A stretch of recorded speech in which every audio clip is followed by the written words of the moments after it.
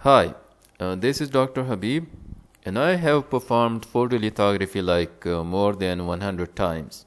So today I'm going to give you an insider's perspective into photolithography. I will talk about the significance of photolithography, some basics, the procedure, and I will share my first-hand experience about photolithography. Then close towards the end we will talk about using photolithography to fabricate diodes, and we will also talk about using photolithography for the CMOS fabrication process. So photolithography is a combination of two words. Photo means light and lithography refers to writing. So basically this process means writing with the use of light.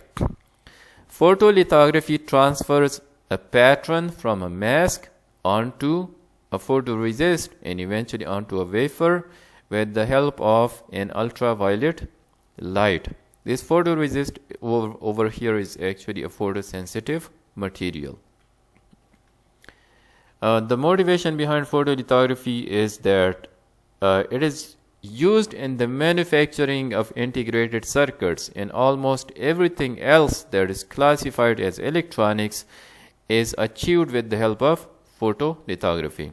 Also, it is significant because 50% of the cost making a chip is associated with the lithography cost.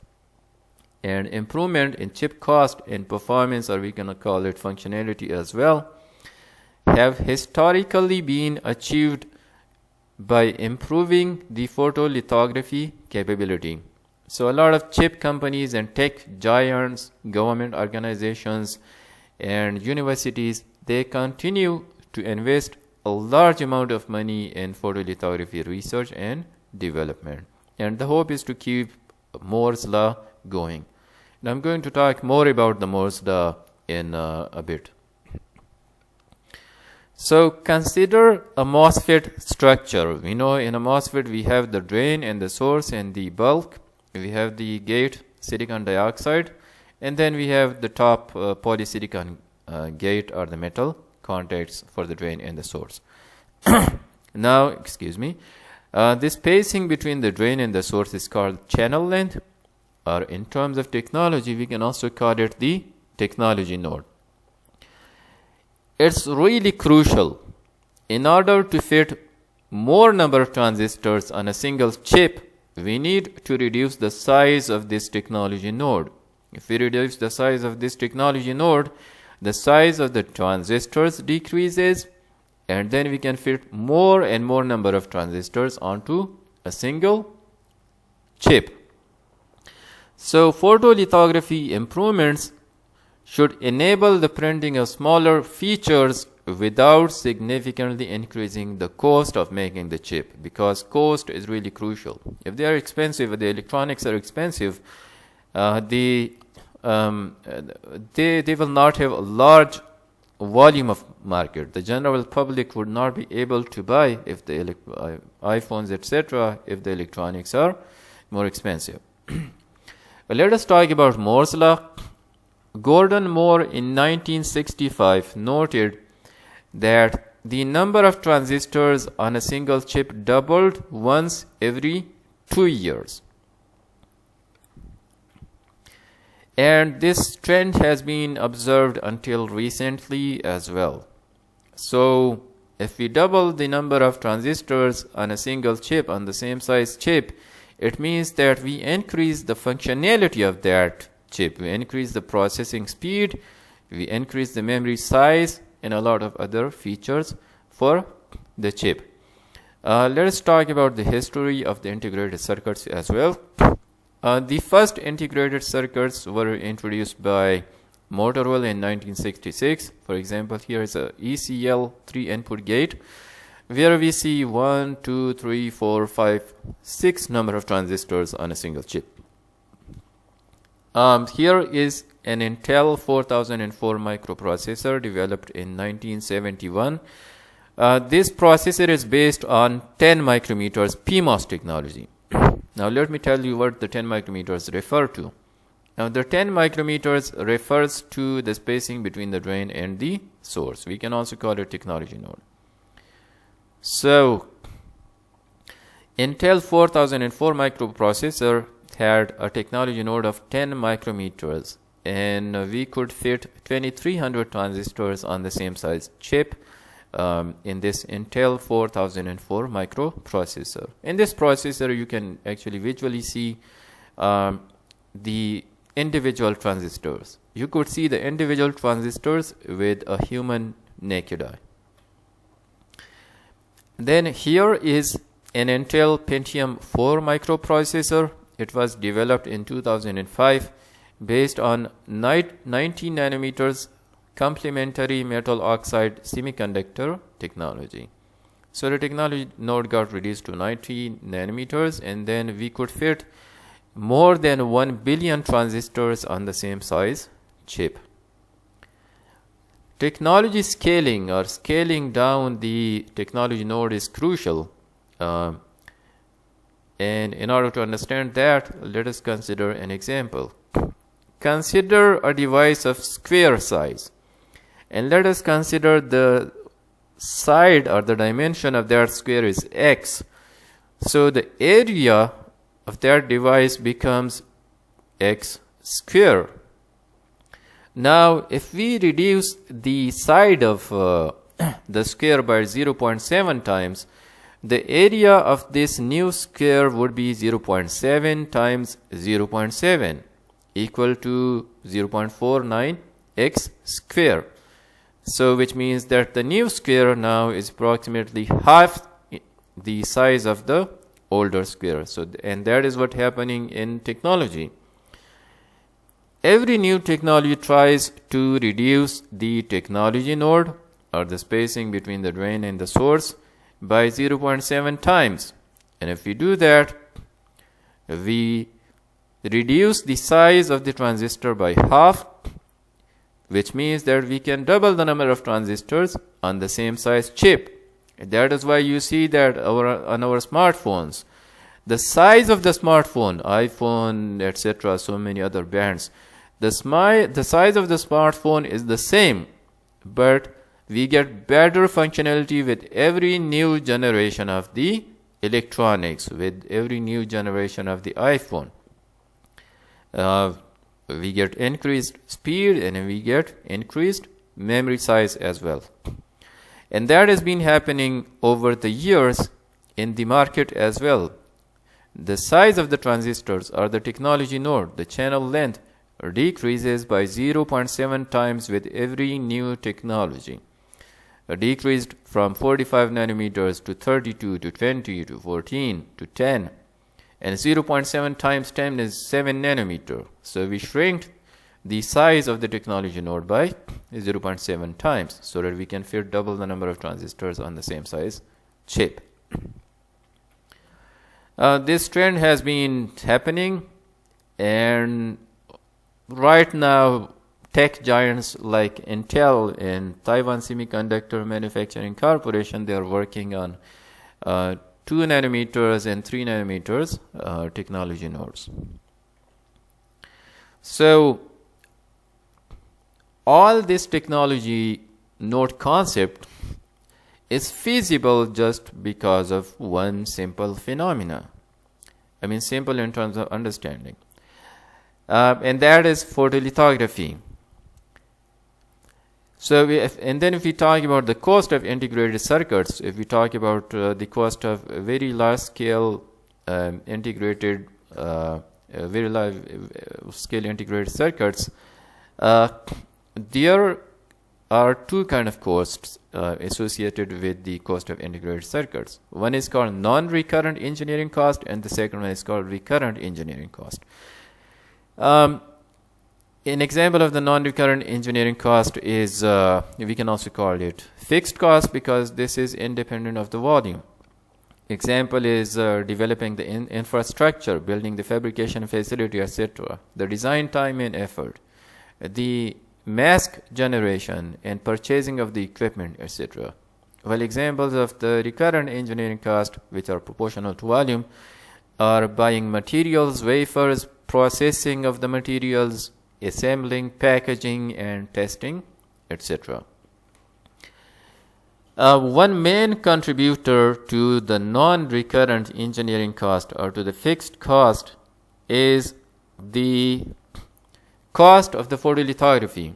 And even in photolithography, the cost of the mask is drastically increasing. It's exponentially increasing. Like on the x-axis over here, we have the process geometry or the technology node, or we can call it the channel length, the distance between the drain and the source, decreasing from 0.25 micrometers to 0.2 to 0.15, 0.1, 0.05 micrometers. We see that the mask cost is exponentially increasing. Now it has got to like millions of dollars. So the takeaway point is that photolithography plays a crucial factor in introducing these new technologies, and also it is a main contributing factor to the cost of these electronics as well. In this slide, I've shown the basic photolithography steps. So it involves spin coating of the photoresist onto, for example, assume this blue region over here to be our wafer. Spin coating the photoresist onto the wafer. We can apply the photoresist onto the wafer using electrospinning, or you can use in academia and lab, inside the lab, we can also use a dripper. And then the next step is exposure of this photoresist, which is applied onto the wafer through a pattern mask. And then the next step is development of the photoresist inside a developer, which is basically a hydroxide solution. So these are the basic steps, and it involves more details as well. We will talk about the details in the upcoming slides. Photolithography cycle. If we talk about devices, for example, MOSFET, we know that it involves a lot of processes. For example, it involves ion implantation, oxidation, etching, deposition of the contacts, excuse me, etc., and a lot of other processes. So for each of these processes, we have to go through a photolithography cycle. So fabrication of devices actually involves multiple cycles of photolithography. For example, and then sometimes like here, it might involve just one photolithography cycle for the deposition of the contacts. But in some cases, for example, I was working on gallium nitride based high power PIN diodes, and the N and P type contacts for gallium nitride are not the same. So I was using Ti aluminum, Ti gold as an N type contact for gallium nitride, and then nickel gold as a P type contact for gallium nitride based devices. So in that case, I had to go through one photolithography cycle for applying the N-type contacts to the devices, and then another cycle in order to apply the P-type contacts onto my devices. So we have to go through a lot of photolithography cycle, not just one photolithography cycle. Here is a slight more detailed procedure about the photolithography. Assume that this over here, this circular disc is our wafer. We can call it the substrate as well. Initially, we apply a primer onto the wafer. We spin coat the primer onto the wafer. We can call it hexamethyl disilane as well. The primer actually provides a hydrophobic surface, or in other words, we can say that it helps the following photoresist to adhere better onto the substrate material, onto the wafer. So this is the purpose of the primer. Then it involves the spin coating of the photoresist onto the wafer. then soft bake to partially solidify the wafer, then exposure of the photoresist via ultraviolet light through a mask. Then it involves another bake process, then develop the photoresist in a hydroxide solution which is going to dissolve some parts of the photoresist, then hard bake in order to in order to harden the photoresist for further processes like etching, etc. Then we inspect the photoresist or wafer, the pattern. We inspect the pattern wafer under a microscope to make sure that we have properly performed the procedure. So if we have properly performed the photolithography procedure, then we move on to the next step, which could be etching, ion implantation, deposition of the contacts, or oxidation, etc.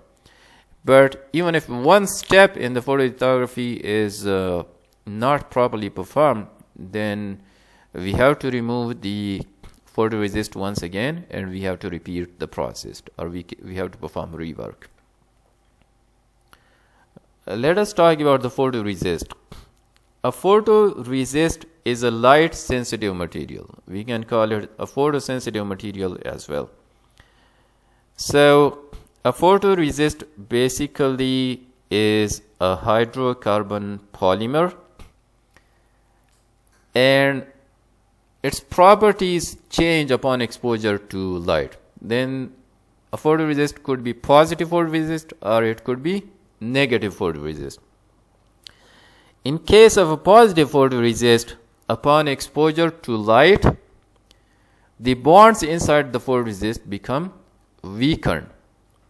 So when we perform photolithography with a positive photoresist, for example, assume that here is our wafer and we uniformly apply photoresist on top of the wafer. Then assume that this is our mask, and the white regions in the mask, assume they are transparent. In the dark region, assume that this is some sort of metal, some pattern. Generally, the mask is made up of either a quartz slab or a glass slab, and on top of the quartz or the glass slab, we actually make patterns of chrome, which is electroplated chromium. So assume that it is a mask, and the dark regions are actually chrome patterns on top of the mask.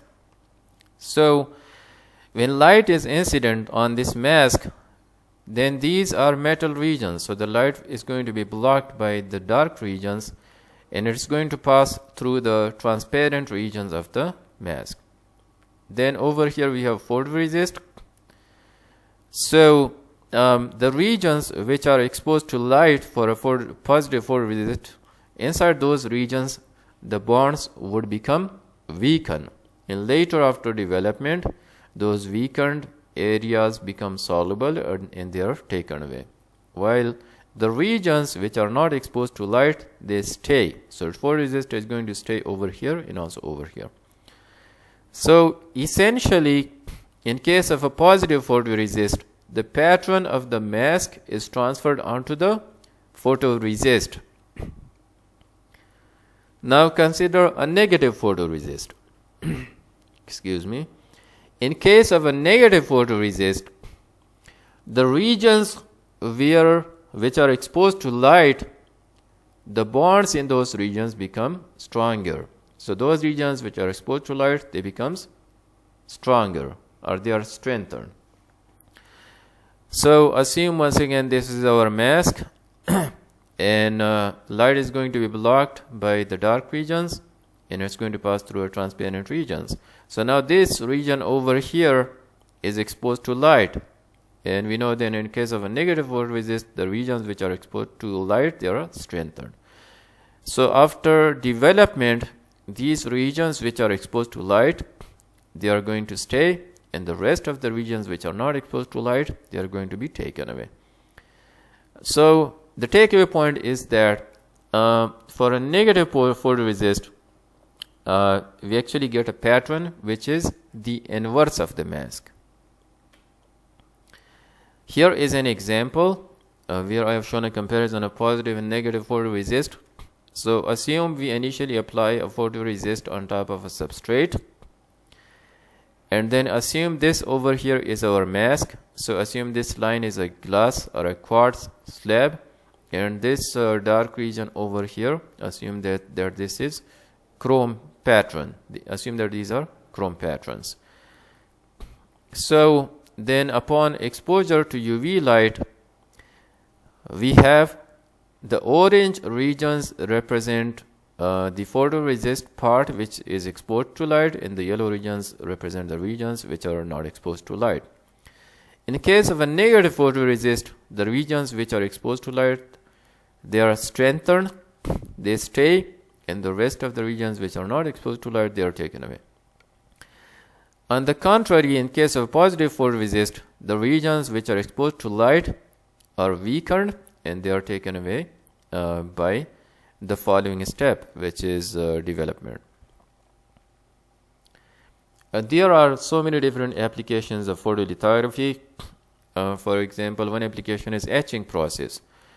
For example, assume that we have a wafer and we deposit either metal or oxide on top of the wafer on nitride, and we want to etch for example, this is oxide. We want to etch the oxide in the middle. So we apply a photoresist on top of it. Then we perform photolithography, remove photoresist over here in the center, and then expose this region to etching, which could be physical, for example, plasma therm ICP, or it could be chemical. For example, oxide can be removed using hydrofluoric acid. So upon etching, this oxide region is taken away, and then at the end of the process, we remove the photoresist by putting it in, for example, acetone. Acetone is going to take away the photoresist. So here we have the pattern wafer. Another application is lift-off process, in which we apply photoresist to a wafer, and then we perform photolithography, remove the photoresist over here in the middle. Then we apply metal contact over the entire surface. Now here the metal is directly applied onto the wafer. So now if we put this structure in acetone, for example, or in a resist remover, since this metal is actually standing on top of the photoresist, so this part is going to be taken away. Also this part over here on the left is also going to be taken away, and the metal is going to stay in the middle. So this is a lift-off process. But other applications of photolithography are context deposition, oxidation, etc. as well. There are different photolithography systems. One is contact photolithography. In contact photolithography, assume that this over here is our mask, where the transparent region over here is could be made up of glass or quartz, and the dark patterns over here are chrome, which is electroplated chromium. Then this region over here is actually the photoresist part, and this region over here is our wafer. So in contact photolithography, our mask is in direct contact with the photoresist. And for photolithography, we have a light source, which is basically an ultraviolet light source, having wavelength in the around 300. The photolithography that I have performed, I've used a wavelength of 365 nanometers. So upon exposure to light, the photoresist is patterned. Now in contact photolithography, as I already discussed, that the mask is in direct contact with the photoresist. So this kind of configuration has one big advantage, and the advantage is that it results in higher resolution. For example, we could achieve a resolution of approximately 0.5 micrometers or even lower with the contact photolithography configuration. But then a big disadvantage of this configuration is that since the mask is consistently making contact with the photoresist, with the passage of time, there is going to be wear and tear in the mask. So essentially the mask is going to be damaged with the passage of time. And as I already discussed, that masks are not cheaper. They are really expensive, especially if we are working on the modern technologies where we need extremely small features. Another photolithography system is proximity photolithography, in which we have a small gap between the mask and the photoresist. And during my PhD at Georgia Institute of Technology, I have worked on proximity photolithography, where I introduced a gap of approximately 30 micrometers between the mask and the photoresist. The advantage of proximity photolithography is that it reduces the mask damage, and the disadvantage is that it's going to have a slightly lower resolution as compared to the contact photolithography. Like we could achieve 1 to 2 micrometers of resolution with the proximity photolithography. Another kind of photolithography is projection photolithography. Let me give you a background before talking about projection photolithography. So, our light source has a wavelength around 365 nanometers. Assume 365 nanometers. So the minimum size feature that we can achieve with this 365 nanometers with this kind of configuration would be, at best, ideally 365 nanometers, right? Now, how do we achieve feature sizes of 5 nanometers and 3 nanometers or even below that? How is that possible? That can be achieved with the help of projection photolithography, in which we have a light source, we collimate the light source onto the mask, and then it passes through the mask. This light has the pattern of the mask, and then we let this light pass through a system of optics, which further and further focuses this light into narrower and narrower dimensions. And this is how we achieve the latest technologies of a few nanometers, 7 nanometers and even below that. But it involves a complex optic system, making it more expensive as compared to the contact and proximity photolithography. Photolithography is generally performed in a clean room environment for high quality and precision. Here is the Marcus Inorganic Clean Room at Georgia Tech, and I personally worked a lot inside clean rooms at Georgia Tech. Here you can see a picture of me inside the bunny suit working inside the clean room, and here is my advisor, Dr. William Allen Doolittle, proudly presenting one of our inventions based on aluminum nitride technology, a high power device based on aluminum nitride technology, which is going to be the technology of the future. And we already have a patent on this, and we anticipate that companies in the future, they are going to work on aluminum nitride technology. So he is standing in front of the Marcus Inorganic Clean Room. And then let me tell you about the photolithography steps. The first step is dehydration bake. So we have the wafer, and we want to spin coat photoresist on top of that. But before that, we need to make sure that we evaporate water vapors from top of the wafer, because we know that inside the environment we have water vapors. So we put it on a hot plate, and we know that the boiling point of water is 100 degrees C. So if we put it on the hot plate at any temperature above 100 degrees C, it's going to evaporate the water vapors from the wafer. So generally we perform the dehydration bake at around 120 degrees C. Then the next step is surface conditioning. In this step, we apply a primer, which is hexamethyl disilane, onto the wafer, and then we spin coat the wafer. We spin the wafer for uniform application of the primer onto the wafer, and then we cool it down. So the purpose of the primer is to promote the adherence of the following photoresist onto the substrate or the wafer. The next step is spin coating the photoresist. So in this, in spin coating, we put the wafer on top of a chuck, and this chuck is hollow on the inside, connected to a pump, so that when we spin the chuck and the wafer simultaneously, the wafer is not thrown away. If it is not connected to a pump, the wafer is going to be thrown away with the passage of time as we spin it. So, and then we apply the photoresist either using electrospilling, or inside the lab we can use drippers as well in order to apply like a couple of drops of the photoresist onto the wafer. And then we spin the wafer so that the photoresist is uniformly applied onto the substrate.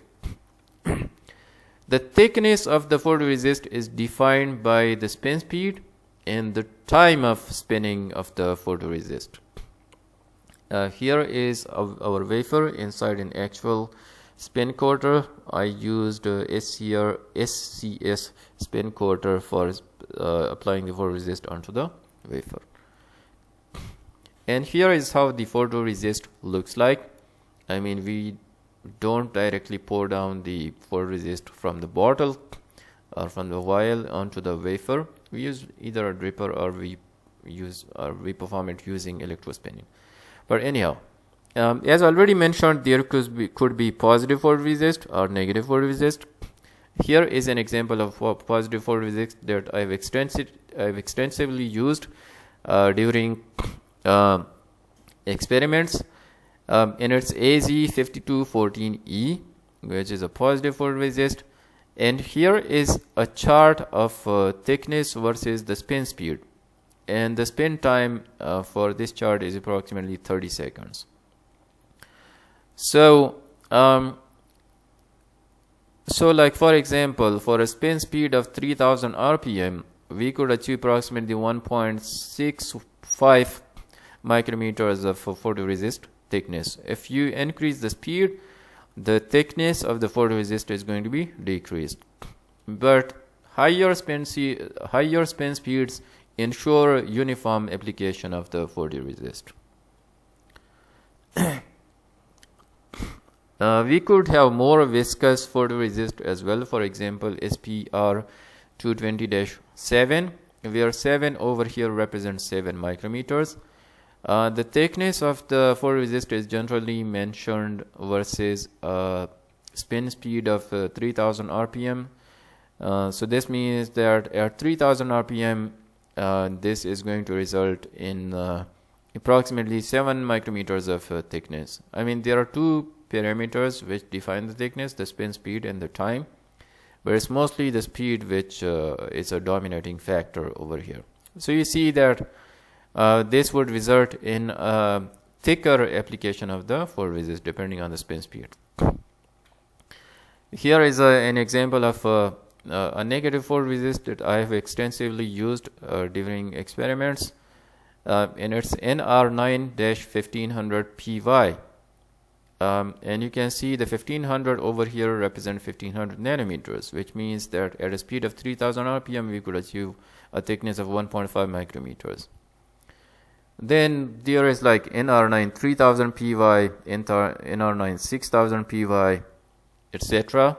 So for example, NR9 6000 PY means that at 3000 RPM for a time of 40 seconds, this is also called the dwell time for the spinning, we would achieve a thickness of 6 micrometers at 3000 RPM. After spin coating, the next step is soft bake in order to partially solidify the photoresist. So we put the wafer on which the photoresist is already spin coated onto a hot plate, and we heat it up at a certain temperature. The temperature is already fixed for a particular amount of time. For example, in our case, for the AZ5214 positive photoresist, I used a temperature of 115 degrees C for 90 seconds. For the NR9 1500 PY negative photoresist, I used a temperature of 150 degrees C for a time of 60 seconds. And after the soft bake, the wafer is cooled down to room temperature. The next step is exposure. For exposure, we need to perform alignment. So we basically have to align the mask and the wafer under ultraviolet light. And here is how the mask looks like. So you have a quartz or a glass plate, and on top of that you have patterns of chrome, which is electroplated chromium. The wafer is aligned in XY directions, and also it's adjusted in Z direction, and the mask as well. Here is Carls's MA6 mask aligner that I have used extensively for experimentation for photolithography. So we put the mask over here on a mask holder, and it is connected to a pump. When we put the mask on top of it, we put the chrome side facing upwards, and then we move this mask holder along with the mask over here and turn it upside down so that the chrome side would be facing down now. Before that, we put our wafer over here on a wafer chuck, and once again the wafer chuck is also connected to a suction pump. So we put the wafer over here on the wafer chuck, we put the mask over here on the mask holder, turn on the pumping, and then we turn it upside down and move it over here, slide it in. And then we have a couple of microscopes over here. Here is the rough focus of the microscopes. We have the fine focus and the brightness controls over here on this panel. Here is the XYZ, here is the XY stage to adjust the X and Y movement of the chuck, and also we have a knob over here for rotation of the chuck, and the goal of these knobs is to perform proper alignment of the wafer under the mask. So as already discussed, there could be multiple steps of photolithography.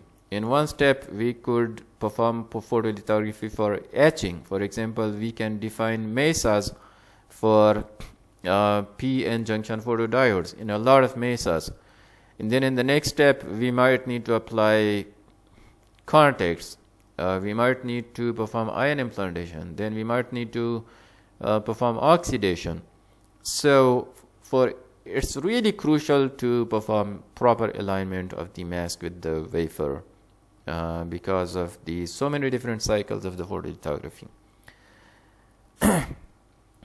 Here is the power supply for the lamp. We have this kind of keyboard over here through which we can program the mask aligner for the amount of time that we need to expose the photoresist for. The next step is exposure. There is a particular dose of exposure given in millijoules per centimeter squares. Then how do we calculate the exposure time? The exposure time is calculated by dividing the exposure dose by the light intensity. So for example, for AZ5214E, I used a dose of 100 millijoule per centimeter square. For NR9-1500 PY, I used a dose of 300 millijoules per centimeter square. And the UV light that I used for exposure, it has a wavelength of 365 nanometers. So before performing the exposure, I would measure the intensity of the light with an intensity meter, and it was roughly 5 milliwatt per centimeter square. there would be slight variations in the light intensity from day to day, but each time before performing the photolithography I would measure the light intensity. So then how do you determine the exposure time? We divide the dose by the light intensity. For example, for the positive photoresist, the dose is 100 and the light intensity, if it is 5, then exposure time becomes 20 seconds. For this negative photoresist, I used a dose of 300 millijoule for 350 millijoules per centimeter square. So divide this dose by the light intensity, which is 5, turns out to be approximately 70 seconds of the exposure time.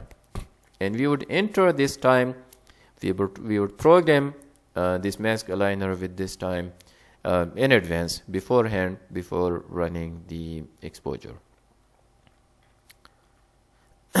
Then the next step is development of the exposed photoresist in a hydroxide solution.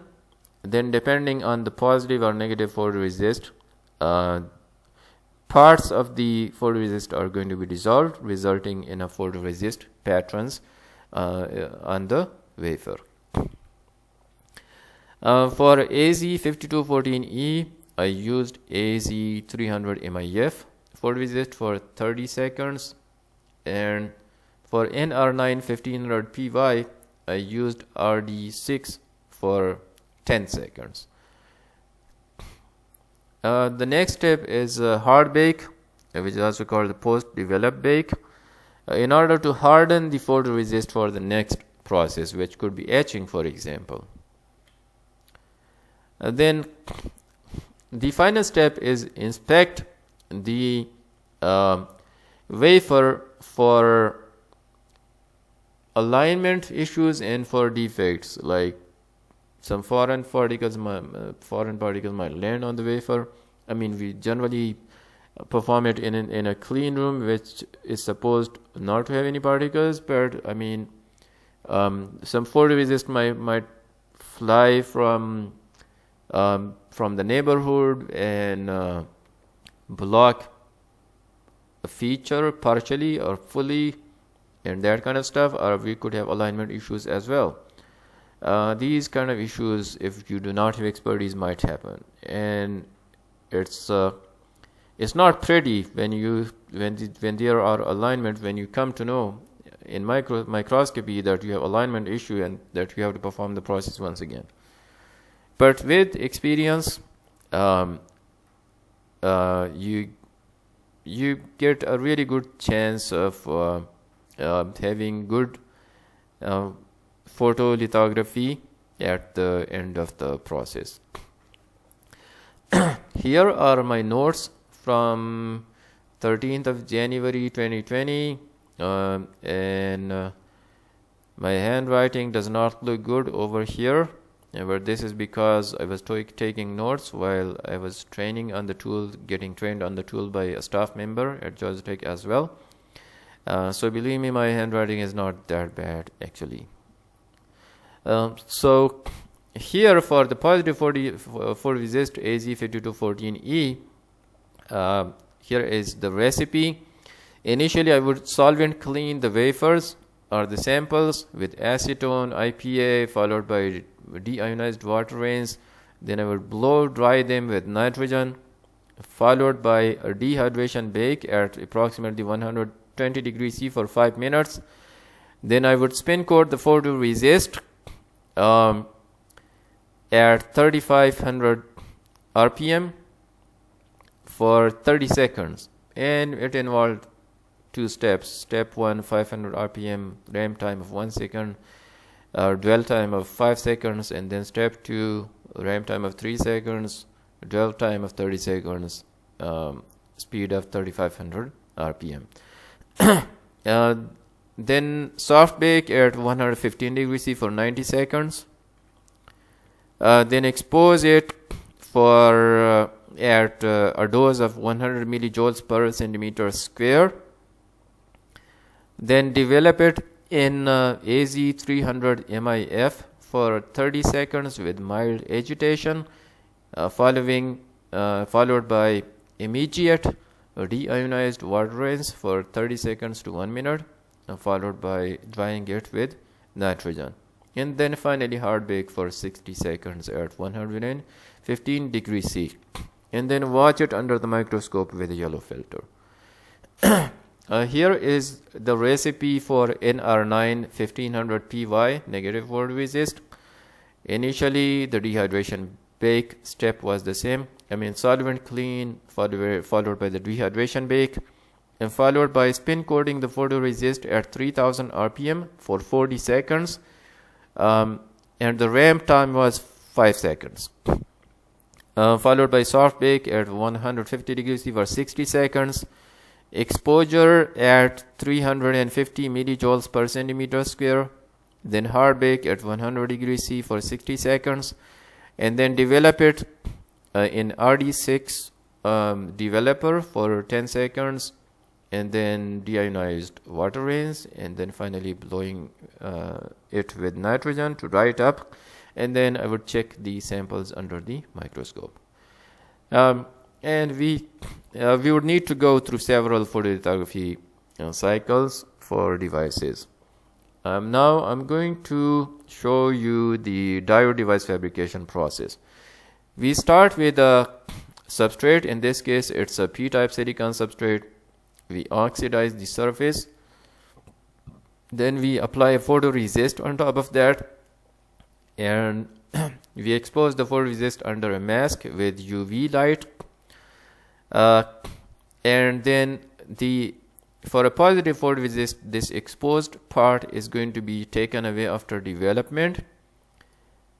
And then we etch the silicon dioxide in this region either using dry etching or wet chemical etching. So here is the patterning of the silica.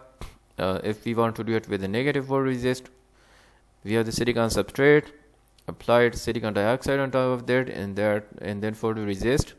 And then here is our mask. Light is going to be blocked by this metal part, and it's going to pass through the transparent part of the mask. This region is exposed. This region is exposed. For a negative photoresist, the region which is exposed to light is going to strengthen, while the remaining region over here in the center is going to be taken away. And then we etch the silicon dioxide in this region, and then strip off the photoresist with a resist remover or using acetone. Then we perform ion implantation, arsenic ion implantation, to introduce an N-type region. We apply contact at the top surface.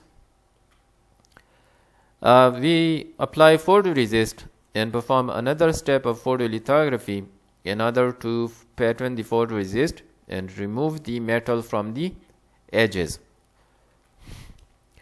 Then perform nitridation in order to protect the device, and then pattern the photoresist, perform another step of photolithography in order to open this region.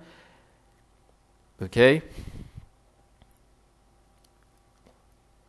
And then we apply photoresist on the top surface over here and apply a contact at the bottom, gold contact at the bottom of the wafer. And then we wire bond this aluminum contact in order to get a connection to the N-type layer. So this is how we perform the photolithography of a diode. And now I'm going to discuss the fabrication of a CMOS. I will talk about the process flow. We have a P plus substrate. Epitaxially deposit a P-type layer on top of that. Then we oxidize the surface, resulting in a thin layer of silicon dioxide, which later we are going to use as a gate dioxide layer. And then we deposit silicon nitride on top of that. The silicon nitride acts as a sacrificial layer. We initially need it, and then later we are going to remove it whenever its purpose is done. Then we can etch these regions over here and then oxidize these regions. The purpose of these thick silicon dioxide layers is to isolate individual transistors from each other, because we need to fabricate like billions and billions of transistors on a single chip. So you might like to isolate them so that they do not crosstalk. How does this oxidation work, and why do we need the silicon nitride layer, can also be demonstrated with the help of another figure. So here we have the substrate, the silicon dioxide thin layer acting as a gate dioxide layer, the silicon nitride layer, we apply photoresist on top of that. Then we perform boron ion implantation. The purpose of this layer is to minimize the field inversion problems occurring across the transistors. Then diffusion is performed so that these regions are extended. Then oxidation is performed so that we can have a thick silicon dioxide layer over here and also over here in order to isolate the individual transistors from each other. And once this oxidation occurs, we do not need this silicon nitride sacrificial layer, so we can remove it after that. Then we introduce an unveil in order to achieve a PMOSFET, and we achieve the unveil by introducing pentavalent impurities into this region. So we perform ion implantation for that purpose, and the rest of the device is covered with a photoresist. Then we introduce a P-well, so we perform another step of photolithography for this purpose. We apply polysilicon, we deposit polysilicon and pattern it. And this polysilicon is used as a gate electrode. Now the question is, why don't we use metal as a gate electrode instead of polysilicon? Well, polysilicon is better because it has a higher melting point as compared to metal. For example, the melting point of aluminum is around 665 degrees C. And our MOSFETs, they undergo ion implantation, for example. And post ion implantation, we need annealing, which is performed at around 1100 degrees C. So the metal is going to melt at that point, while polysilicon does not melt. So polysilicon is better as a contact as compared to metal. And also it acts as a self-aligned gate, because after this, if we introduce ion implantation, it's going to align the drain and the source region with the gate. So after depositing the polysilicon layer, we introduce P plus drain and source regions in the P-type MOSFET and N plus drain and source regions in the N-type MOSFET. And once again, all this is achieved with more cycles of photolithography. Then we deposit silicon dioxide, and we pattern the silicon dioxide so that we can make metal contacts to these drain and source regions, and then we have like couple of multiple layers of silicon dioxide and aluminum contacts in order to overall manage making contacts to billions and billions of transistors on a single chip. So that is how fabrication of a CMOS works. I talked about the process flow.